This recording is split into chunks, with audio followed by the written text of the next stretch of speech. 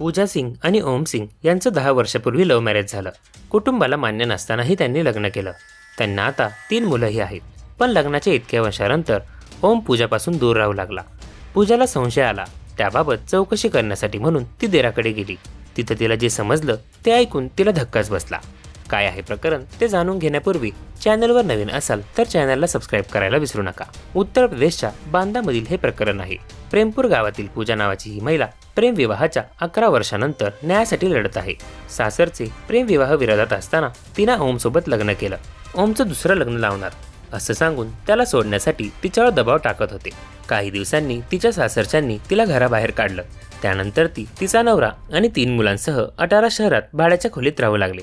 काही महिन्यापूर्वी तिचा नवरा गावी गेला होता. गावावरून परत आल्यानंतर तो तिच्यासोबत कमी राहू लागला. नंतर 1 महिनाभर तो तिच्याकडे आलाच नाही. तिनं सासरच्या मंडळीकडे चौकशी केली. सासरा आणि दिराकडे आपल्या नवऱ्याबाबत विचारणा केली. तेव्हा तिच्या नवऱ्याने आपल्या घरच्यांच्या सांगण्यावरून 15 मे रोजी गुपचूप लग्न केल्याचं समजलं आहे. हे ऐकताच तिच्या पायाखालची जमीन सरकली. त्यानंतर त्या महिलेने 28 मे रोजी पोलीस ठाण्यात तक्रार दाखल केली आहे.